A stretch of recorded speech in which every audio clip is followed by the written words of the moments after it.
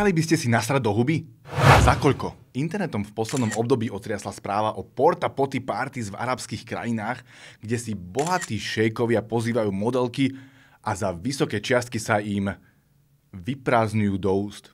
Áno, je to presne také nechutné, ako to znie. Tie modelky za to aspoň niečo dostanú. Za to v Rusku začínajú študenti vypovedať, že ich profesor Alexander Dvorkin sexuálne obťažoval a nútil ich jesť jeho výkaly. Takáto psychická porucha sa nazýva koprofilia a je to v podstate fetiš na hovna. Dvorkin je v Rusku veľmi významná postava. Ako zakladateľ a predseda RACIRS, Ruskej asociácie na boj proti sektám, už 10 ročia komplikuje život nevinným ľuďom s iným vierovyznaním, ako je pravoslavná cirkev, ktorá sa mimochodom stala v Rusku štátnym náboženstvom a má výrazný vplyv dokonca aj na prezidenta Putina. Nezdá sa vám to čudné a podozrivé? Netreba zabúdať, že predstavitelia RACIRS nazývajú takmer všetkých, ktorí im prekážajú v ich plánoch, sektou. Napríklad Ukrajinu, ľudí, čo praktizujú jogu, spoločnosť Herbalife a samozrejme robia to aj na objednávku. Za peniaze. V zahraničí predstaviteľov RACIRS nazývajú aj antikultistami. A správa USC IRF, teda Americkej komisie pre medzinárodnú náboženskú slobodu, odhalila Dvorkina ako pseudoodborníka, ktorý sa opiera o zdiskreditované teórie a podporuje náboženskú neznášanlivosť a diskrimináciu. Mohli by sme teda povedať, že toto je ďalšie chápadlo ruskej propagandy, ktorá vedie hybridnú vojnu so západným svetom. Ich útoky sú premyslené a na prvý pohľad nerozpoznateľné. Vytvárajú v spoločnosti nenávisť, hlavne voči ľuďom, ktorí sú súčasťou určitých hnutí, spolkov alebo organizácií. Určite ste už počuli o hnutí Alatra. Aj slovenské médiá už o tomto nebezpečnom, teroristickom, deštruktívnom, totalitnom kulte popísali viac než dosť. A viete, kto toto slovné spojenie vymyslel? No samozrejme, náš údajný hovnožrút Dvorkin. Všetky články a reportáže sa odvolávajú na súdny spor, ktorý prebiehal na Ukrajine, kde dokonca tajné služby urobili zásah v centrále Alatra a našli tam bombu. Alebo, že by iba maketu z Amazonu?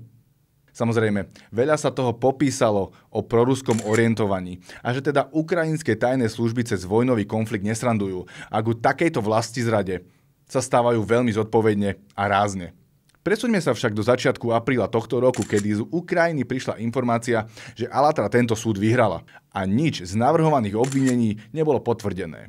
Naopak, trestné stíhanie bolo začaté voči Irine Kremenovskej, kontroverznej ukrajinskej právničke, ktorá toto obvinenie voči Alatra vlastne podala. Well. How the turntables... Keď sa podrobne pozrieme na tvorbu a život Kremenovskej, nápadne nám to pripomína jej mentora Dvorkina.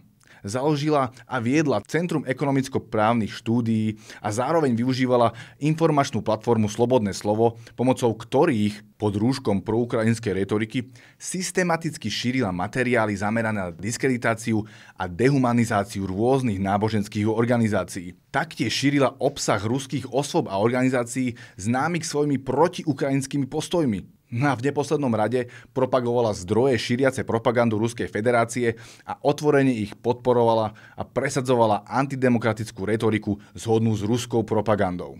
Československé médiá a dokonca aj niektorí prokurátori bagatelizujú výraz antikultista.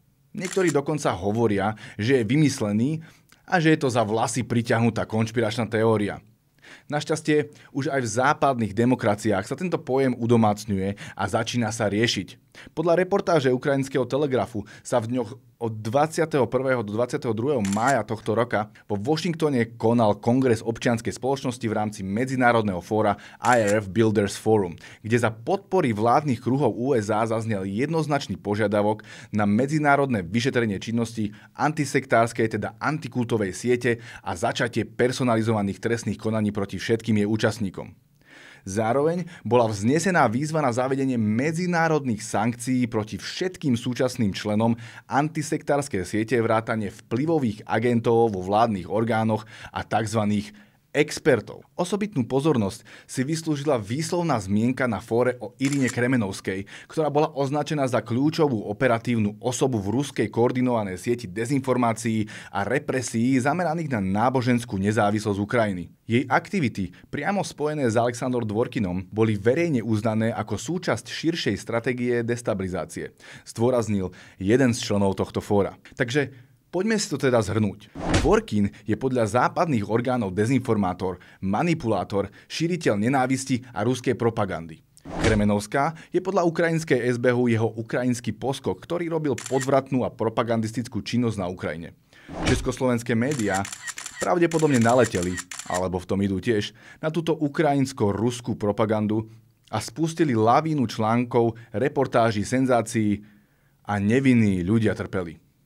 O tom, že Alatra súdny spor vyhrala, sa hovorí už aj v USA, kde sa na medzinárodnej úrovni hovorí o vyšetrovaní antikultu. České médiá teraz mlčia. Tak ja už neviem. Asi nič nenapíšu, lebo si nechcú nasrať do huby.